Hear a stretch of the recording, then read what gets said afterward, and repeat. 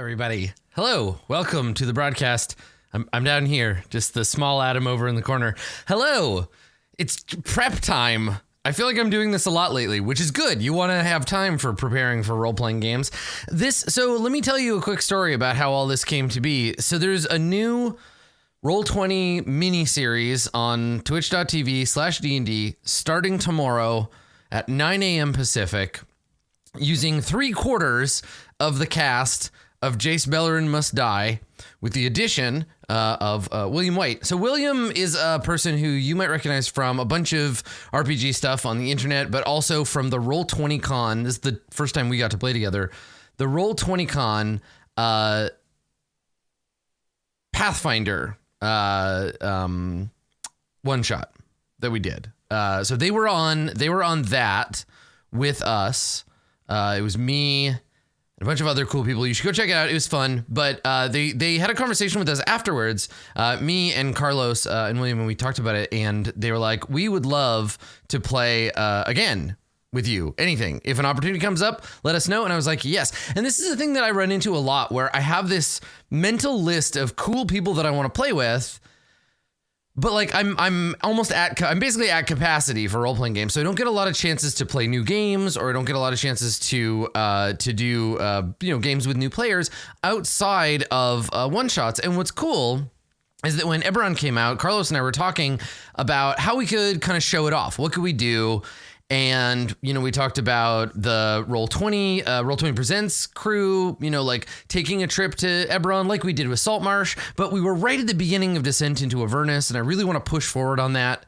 3 hours an episode means we have to really try to hit each episode quite hard, and I didn't want to drag us away for a few weeks. But I was like, we were talking about it. We were like, the cast, while it doesn't make any sense for the characters to go to Eberron, we could borrow the cast of Jace Beleren Must Die for a couple of weeks, and we could do the thing. So the goal today is to come up with a framework for a campaign, right? To highlight some of the cool stuff for Eberron. I'm going to be making brand new characters for everybody in the group to use, and I'm going to build those characters so that they're directly a part of the miniseries, right? So the players have given me some ideas about the kind of characters they want, and I'm going to make characters for them, and we're going to talk about how to do a little a 3-part, a miniseries, a 3-shot. So what I usually do to start something like this is just identify my goals, right? So I've got a new doc here. We're gonna do a brief kind of overview of the format and the plan, and then we'll execute that plan and see what kind of maps and prep and character stuff we need. So I suppose let's get this document started. Gateway to Perdition. Now I'm calling the campaign, and I'm not using Arial, get out here. I'm calling the campaign Gateway to Perdition because that is a nickname. It's a nickname that the people of Eberron have given the city of Sharn. So Sharn is where I want to set the game predominantly. I'm going to do some stuff where we jump around a little bit, but I predominantly want to set it in Sharn. And this was a nickname that Eberron has for Sharn. I thought it was really cool. Perdition's a great word. And so we're going to set the game predominantly there, and that's what we're calling our miniseries. Eberron, Gateway to Perdition. So that's the miniseries name. So let's talk about, format. We're going to talk about each kind of aspect of, of the show, kind of what I want to do. So the format is going to be, let's see here, 3 episode miniseries. It's going to be 3-hour episodes broken into 30-minute pre-show, 1-hour play, 5-minute break, and then 1-hour play. So really, or I guess 1.5 hours. So really 2.5 hours per episode, giving us a total of essentially 6 acts, right? If each play section is an act, right? If that's how we want to look at it. 3-episode miniseries, 3-hour episodes, 4 players, pre-generated characters. And that's the format. So goals, my goals here is to show off the Eberron module in Roll20, right? Maps, new monsters. I guess we can make a look at the list of this, right? So maps, new races and classes, cool monsters, setting, theme, and tone of Eberron versus like the normal stuff, right?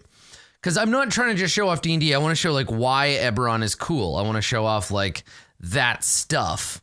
Now, obviously, I'm not going to get to show everything, but we're going to focus on a few things. So let's do that. So focal elements, right?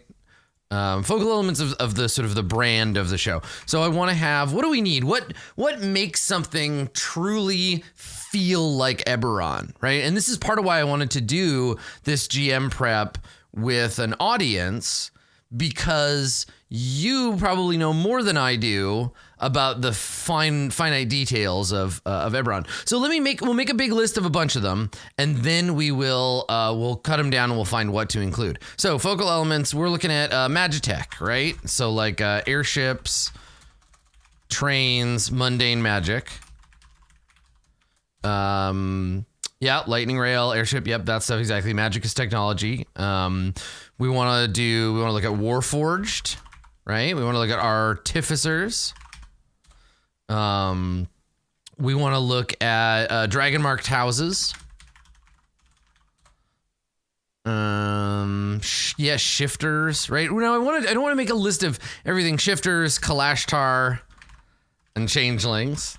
And I think honestly, like I make these as separate lists because I think Warforged stand out to me more than Shifters, Kalashtar, and Changelings do. I like Kalashtar the most of all of the new like races, but I think that's just how that shakes out. Yep. So post/Cold War environment and politics, a bit of intrigue and mystery, film noir vibes. Right? Pulp action.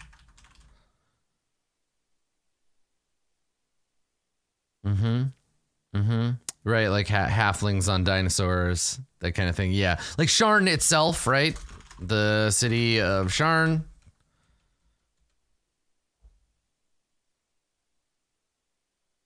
So I don't want to do a murder mystery. I don't want to do like a mystery because I think, well, here, let's talk about characters and then we'll we'll kind of come up with a story and populate it with stuff. Now, the freedom that we have here, what did I just do? The freedom that we have here in making pre-gens is that I get to create characters that fit exactly into the format, and I get to create a show where I say, okay, these are the characters you're playing, right? So it's not like I have to adapt much. I'm going to get to tell my players basically a lot of what they're going to be doing in the adventure. And I don't want to do a mystery because I don't think the D&D does mysteries very well, but I think there should be a mysterious element or a conspiratorial element. Yeah, maybe the characters are on the run. We'll talk about the character types, but I want to kind of do like a hard-boiled, like normally we'd be enemies, but under these circumstances, we have to be friends. Yeah, right. It's intrigue, but intrigue with an exclamation mark. Yeah, exactly.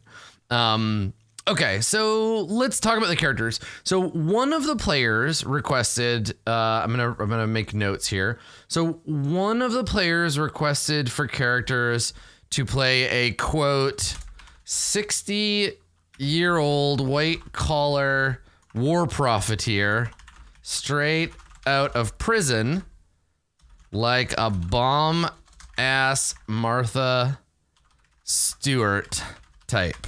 Which is already a perfect Eberron character. Like I could not jump fast enough to be like, yes, of course, absolutely you can. So that's one player requested that as their character. I also had somebody request, let's see, a lawful character. right? Evil, good, neutral, doesn't matter. A lawful character, not human. And that's it. So a lawful character is not human. I'm thinking for this person, maybe like Officer 1138, like a Warforged police officer. Yeah, lawful robo. Yeah, so that's kind of what I was thinking, like RoboCop. Yeah, but like a hard-boiled robot detective. What's the name of the one from Fallout? That Gumshoe from Fallout, right? But I think that's kind of where we'll land on this character. And then Nick Valentine. That's right. Yeah. So a Nick Valentine type Warforged, I think. Maybe an inquisitive rogue or whatever. But we'll figure out something there. And then for this bomb-ass Martha Stewart type war profiteer, I'm thinking probably a dragon-marked human of some kind. So I think those are options. And then somebody else requested a Smee type looking for his Captain Hook. A drifting henchman. So neutral good or neutral evil. Whichever.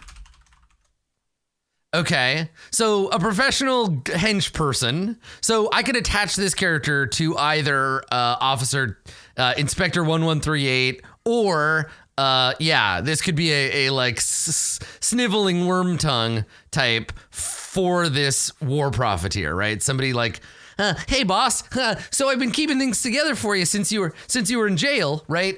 What's the name of that fucking dude from Boardwalk Empire?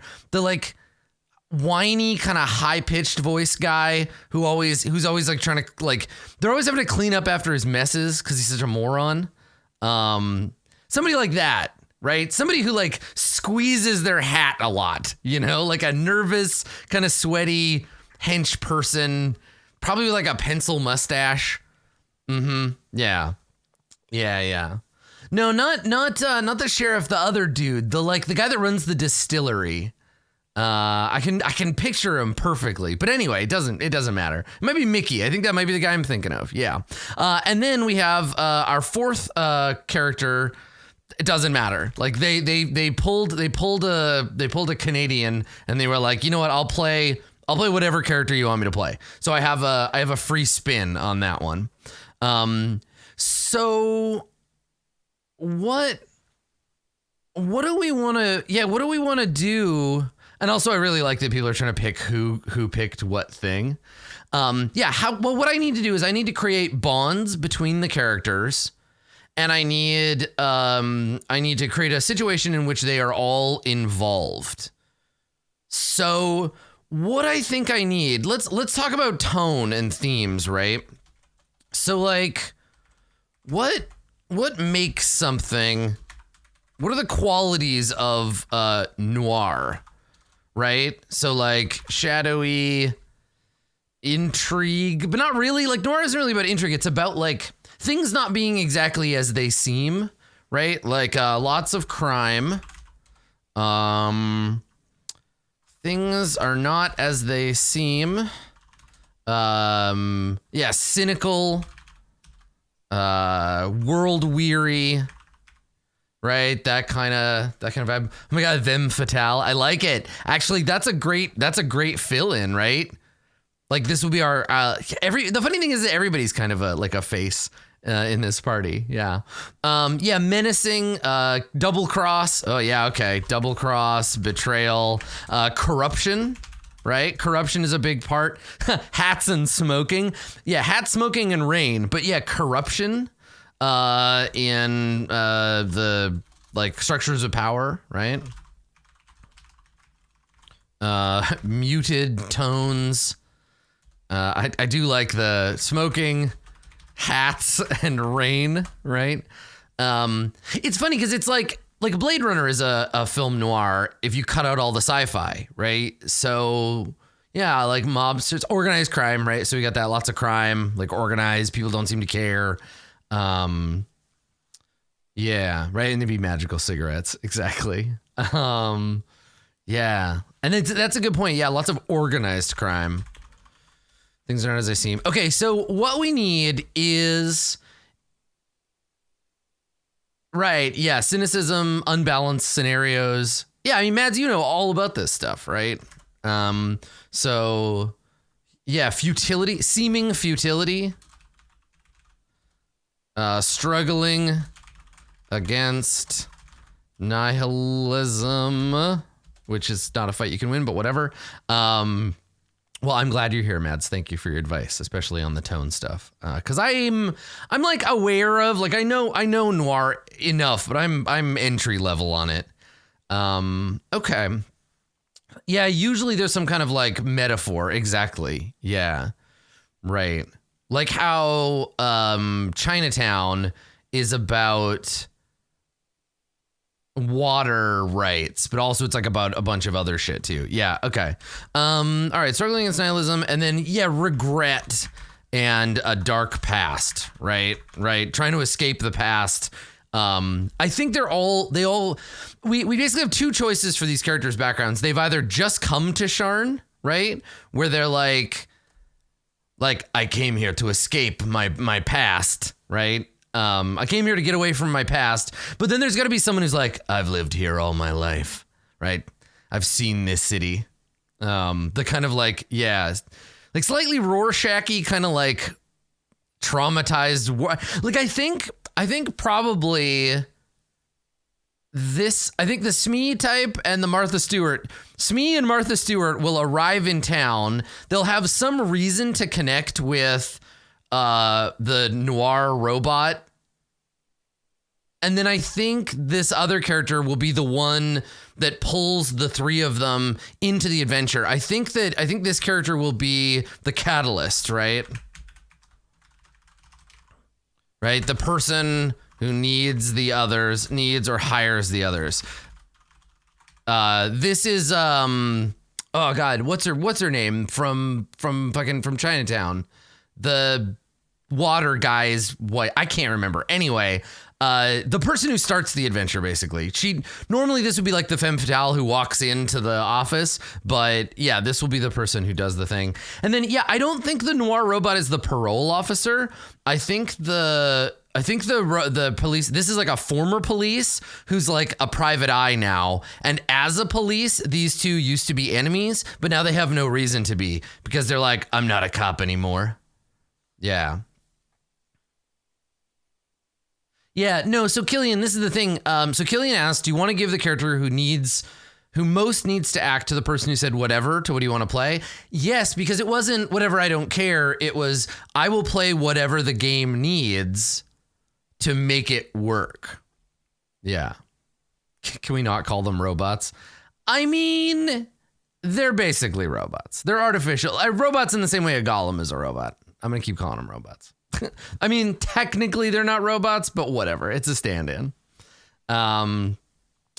Yeah. Okay. So this person, they will have a person. They'll be the one that is one step away from the thing. And then I guess the other thing I need is adversary, right? Now this is easy. This is really easy. So for adversaries, there's only three sessions. So I don't have a lot of options for like making this complicated. So to make it a noir story, I pretty much need two adversaries, right? There's the obvious adversary, and then there's the surprise adversary, right? So the thing is, the obvious adversary is the clear bad guy who needs dealing with. And then there's like the corrupt police chief, right? The person who in the end you're like, oh no, the chief was the one all along connected to the organized crime, and the criminals, they reported back to the police chief. Isn't that, what is that? LA Confidential? Does LA Confidential do that? Where it's like it ends up that the police chief is in bed with the like the bad guys. Yeah. Okay. Yeah. So something like that. The person they think they can trust is actually part of like the bad guy situation. Okay. All right.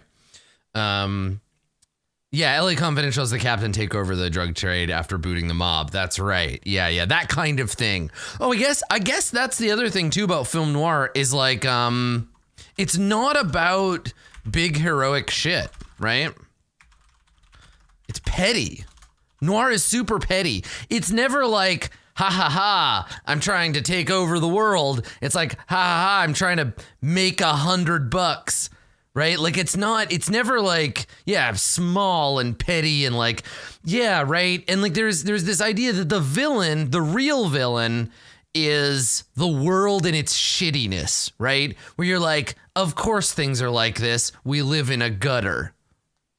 Yeah. The real adversary is a total lack of morality. It's just like, you get to the end, you're like, forget it, Jake. It's Sharnatown, right? Where you just have to be like, like we did everything we could, but this is how it is. And you just stand there, you know, in the rain, etc. Right? So yeah, and we want to be able to balance that with the fact that like, it's got to be satisfying for us as an audience, but the characters are probably going to be miserable, right?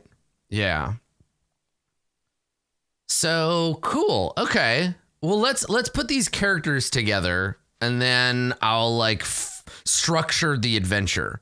Well, you know what? Actually, here let's start. So this is the other tool that I use. This is draw.io. If you haven't seen it before, it's very useful. It's a free tool for doing maps like this. So I'm not doing a map of a building. I'm not doing a map of a village. I'm going to map out my general structure of the adventure. We're going to create a little flowchart. So what I want to do is I want to go, let's see. I want to have a big finale, probably train related. And let me make this font big enough that you can actually see it.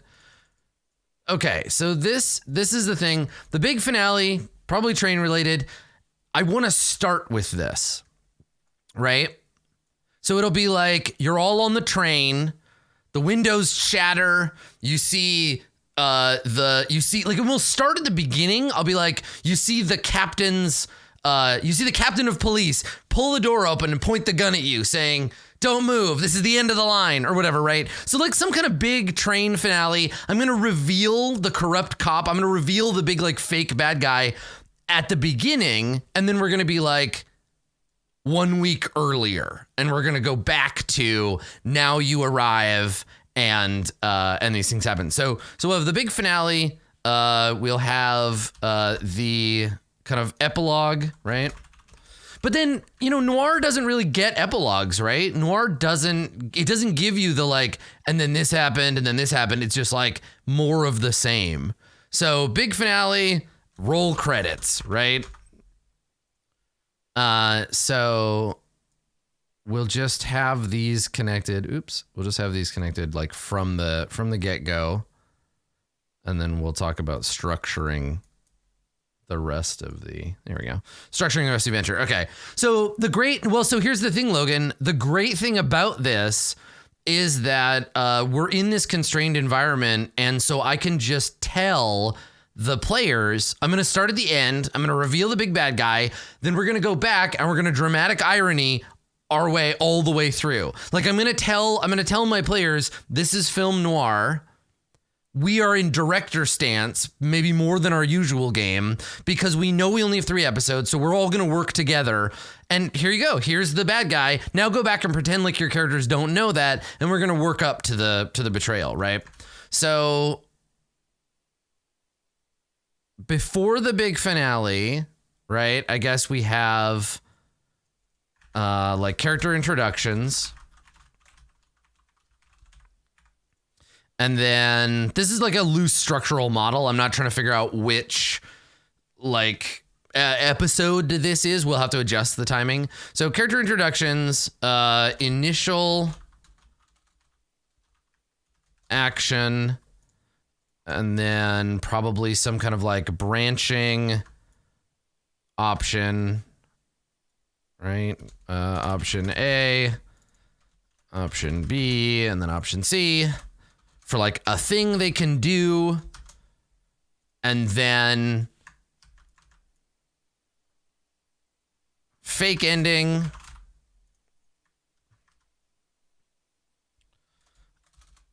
Oh no, it was the chief all along. Big finale, the end, right? Yeah. So this is the sort of structure that I want to hold for the game, and it'll be like this, right? So we'll have the game. Come over here, you weird arrow. Oops.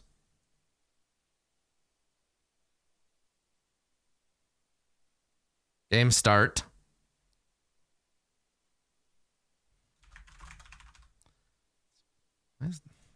Make it be bigger.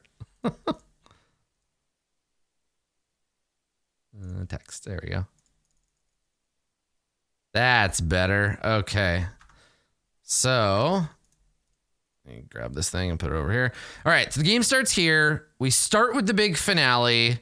Then we go back up to this thing like that. And they're like, and I think the Warforged has to sort of be our protagonist, right? Like, I think I'm going to tell that player anytime you want, maybe like once an act or something, anytime you want, just say, I want to do a voiceover, right? I want to do a voiceover, and then they can just do a voiceover, right? And they can be like, I bet you're wondering how I got here, or whatever, right? Yeah. Okay. So here's our structure, right? Pursuit. These all kind of, in their own way, lead to the fake ending. And then the big, oh no, it was the chief. And then off to the finale, roll credits, the end. Yeah.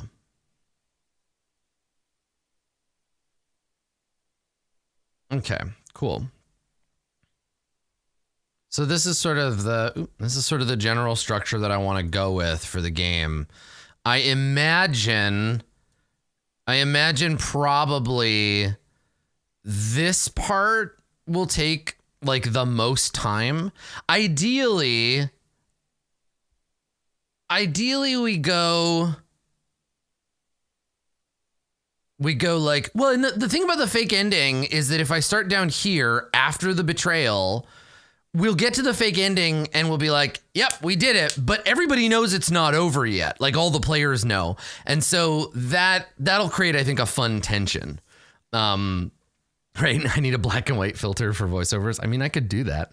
So we come in, big finale, leads us back to the character introductions, initial action. I think I'll likely get to cover this part and this part in part one, right? I think episode 1, I should be able to cover big finale, character introductions. And then this bit, hopefully we can do in one episode. This might be 1.5 episodes. And then the last episode will be back at the beginning of the big finale and then roll credits. It's going to be tight, but we're going to have to I think we're going to make it one day of time or something. We'll see how the time stuff works out.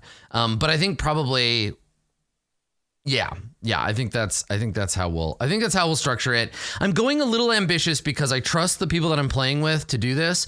And, I know that they're going to be able to, help, right? I know that I'm not alone in creating this structure. And this is what's fun about, like, you might not be able to do this in a home game because there's less people to entertain. Like, I have an audience, right? So for me, I can say to my players, okay, we all have dramatic irony, but you, my audience, we're here to entertain you. So if you're not watching this GM prep, if you don't watch the prep and you just watch the show, you're not going to know that the players, you're not going to know the level to which I've let them. I would let my players watch my entire GM prep for this show, just for the sake of getting their help on this stuff. So this is the general structure I have in mind, which means I'm going to need to create encounters basically for each thing. This whole fight could be theoretically, or the whole game could be potentially 4 encounters. I think there's definitely going to be 1 here, and then another one. And I think, okay, so I think if we look at this, I think the idea here is, let's see. Okay, so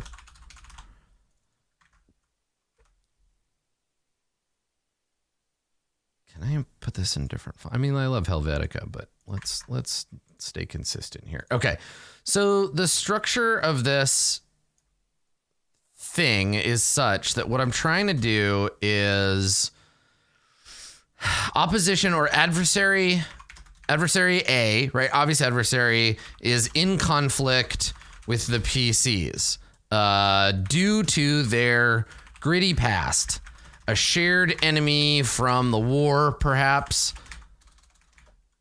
The PI needs the criminal to clear their name or something. Oh, okay. So whatever caused it, here's the thing. So their enemy, let me go back to my, and then, okay, adversary B is a fake ally, probably an official of the government, a police chief, etc. Corrupt and acting on their own best interest. So I think this is like fake hope, right? This idea of maybe the PI is maybe the PI is like disgraced and got kicked off the force, and adversary B is trying to pretend like they're an ally, right? And they're like, I'll help you, investigator 1138. Yeah, or like, maybe the idea is that they have to go after adversary A, and in doing so, they uncover the, yeah, that's the triangle, right? So like, here, let me draw, we'll do another little diagram. So like, we have PCs, right? So here are the PCs, and then we have the mob, right? This is adversary A, and then we have the corrupt official. And so the corrupt official is, we'll draw some relationship lines between these. Okay, so the corrupt official is using for personal benefit, right? Actually, I can make that quite a bit smaller. Let's clear some of this crap. All right. Give me my arrows back. There we go. Okay, so they are using them so in secret, right? Because obviously the corrupt official couldn't do this in public. So this corrupt official is using for personal benefit the mob, right? The mob is after the PCs for something unrelated, right? Or there's like conflict here.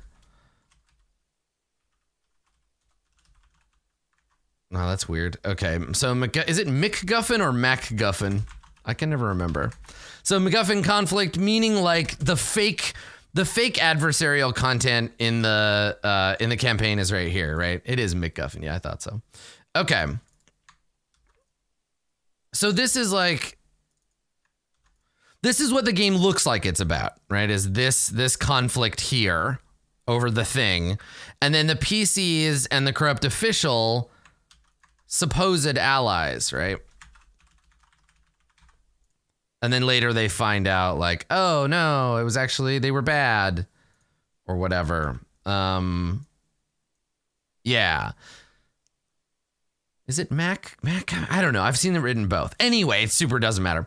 Okay, so there's this kind of thing going on where like the corrupt official sets them.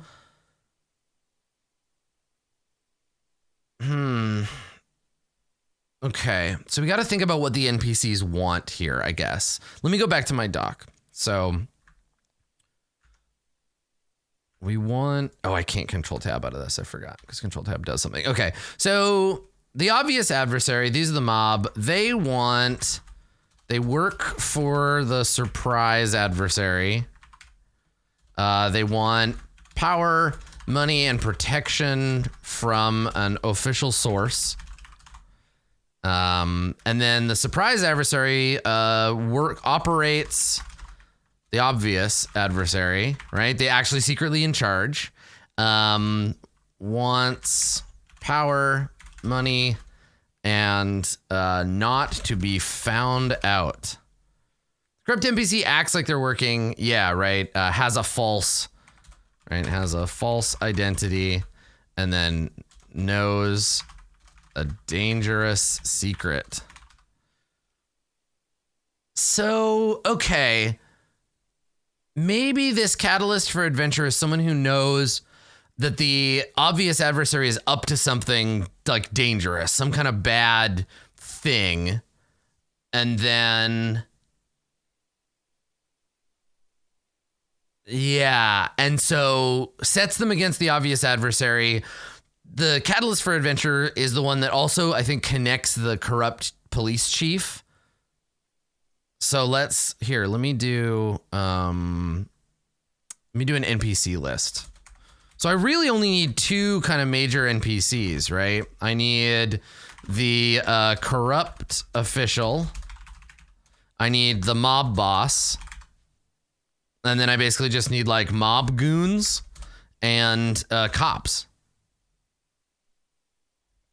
Yeah. Okay. All right. So let me see.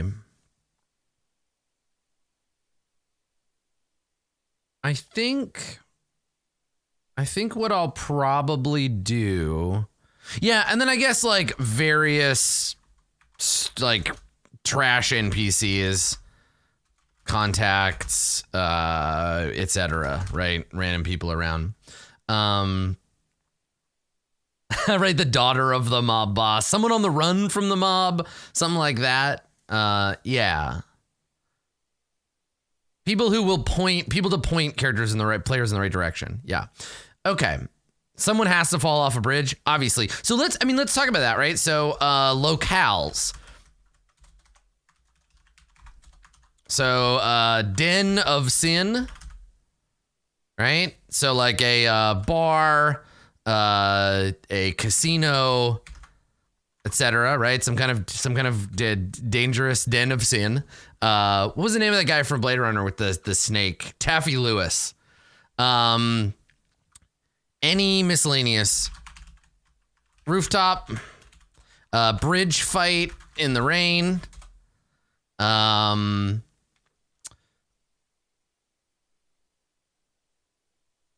train, right? Obviously train situation. That's where we're gonna have our big thing. Police office, right? Police precinct. Extremely fancy house, maybe belonging to the commissioner, right? Oh, that'd be cool. So what I want to do, this is a great scene. So let me make a note here. I want to hopefully be able to fit this scene in. Fancy party at the commissioner's house, right? The PCs run into someone in the mob and can't do anything about it. That tense, like, we could either use it after they learn. So this is the thing, is like they're going to know that the police commissioner is the bad guy from the beginning, because we get that dramatic irony, right? Like the commissioner himself came to like stop you. Yeah, and then the Joker shows up. But like a party at the house where we all know everybody knows everybody else's secrets, but no one can do anything about it. That kind of like tension, I think, is really cool. Construction site, but that's a little bit more like Die Hard, right? Construction site. Yeah, and I think these are just locales that I can use, but I want to make sure. Oh yeah, and then like PI office. Yeah. Okay. All right. Cool. So let's look at, I guess let's do some mechanical stuff. Let's put the characters together and let's make sure we're prepped for episode a numero uno. So where the hell is Sharn? It's like somewhere on this Pangeatic. It's in Breland, right? Yeah, there it is. There, it's down at the hilt. It's right here. I'm not gonna need this world map very much, but there's Sharn there. Yeah. Cool. Okay. So let's see. Oh, that was the other thing. I want to put in for a location a Warforge, right? That shit is great. There we go. Okay. So yeah, I think we're gonna make all the characters level 3, and I might level them up once per episode. It might be like 3, 4, and 5 in episode 1, 2, and 3. Yeah. I think having location boxing it to a city is awesome because I mean, it's noir, right? It's not like in a lot of noir they're like, let's get out of here. It's like Los Angeles, right? Sharn, summer. I don't know what year it is in Eberron, but that's the plan. So we're gonna do probably 3, 4, 5. They'll level after each episode, just so we can build towards that final kind of moment. There's a semi-abandoned Cannith Forgehold in the Cogs with an off-the-books creation forge in it. Yeah, right? Some good shit. Okay. All right. So let's make these characters. All right. TBD. So I'm going to use the Character Mancer. I guess we should here. Let me plan these out a little. So help me make sure I'm covering my bases. So for 60-year-old white-collar war profiteer Martha, for our bomb-ass Martha Stewart, I think probably dragon-marked human artificer.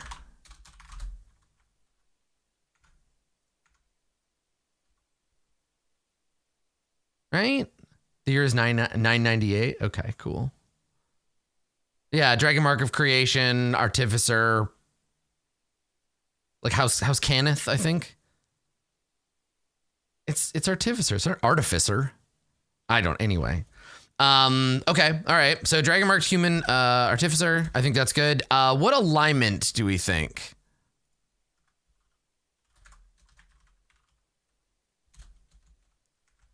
Like Lawful Evil, probably. We could also make her a little bit more like I do what I want. Like I'm not evil. I'm just selfish, which is kind of evil. Like she could be chaotic neutral as well.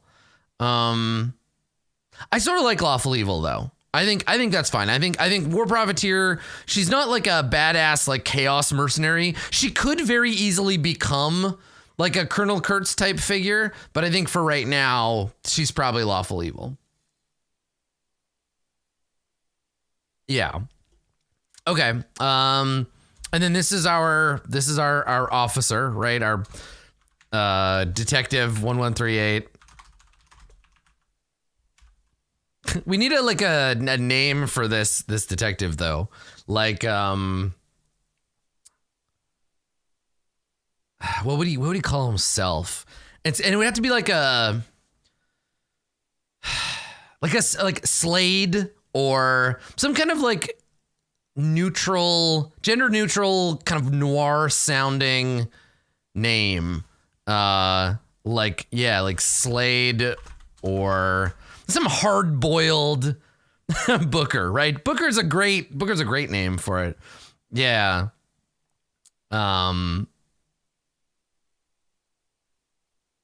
Yeah, I like something Slade or like Rook is a good one.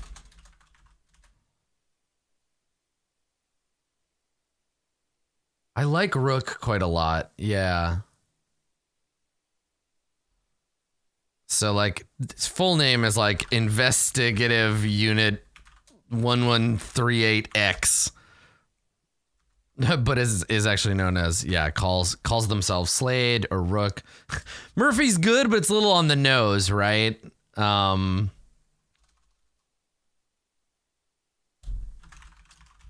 Okay. Yeah, right. Pinkerton. Like, it's pretty, yep.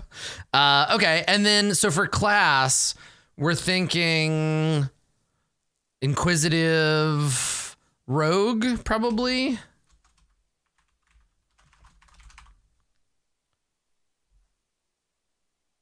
Something like that. I think. Yeah, it's probably the best bet there. What was the background? What was that extra background? It's investigator. Okay. Okay. So we've got a dragon marked human. We've got an artificer or an artificer, if you prefer. We've got a warforged. We've got the investigator background. Are firearms in? Yeah, I think so. Yeah. The SME type. I think we should make this SME type like a cleric or a warlock, maybe. Something like that, I think. So neutral evil. What are warlocks like in Eberron? Like how is that different in Eberron? Yeah, like a Pact of the Tome, maybe. And yeah, I think a changeling warlock makes sense here. Yeah, let's do that. Pact of the Tome, changeling. Okay.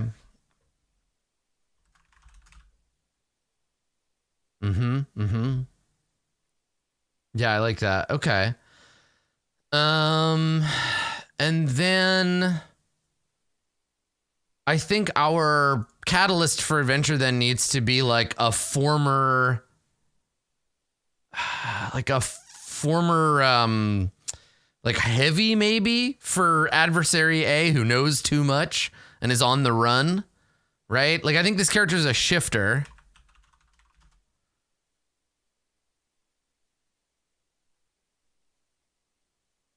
I think they're a shifter, probably like a fighter or a druid. I think a fighter. Yeah, like a former heavy who knows too much. Yeah, a reformed mob agent. I think that's great. Yeah.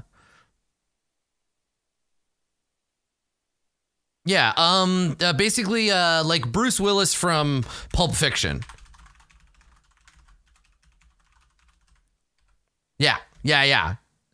Like a boxer who took a dive. Yeah. Because Pulp Fiction has lots of noir in it too. I think that's a good, right? Who knows too much about the mob's operations and comes to the others for help.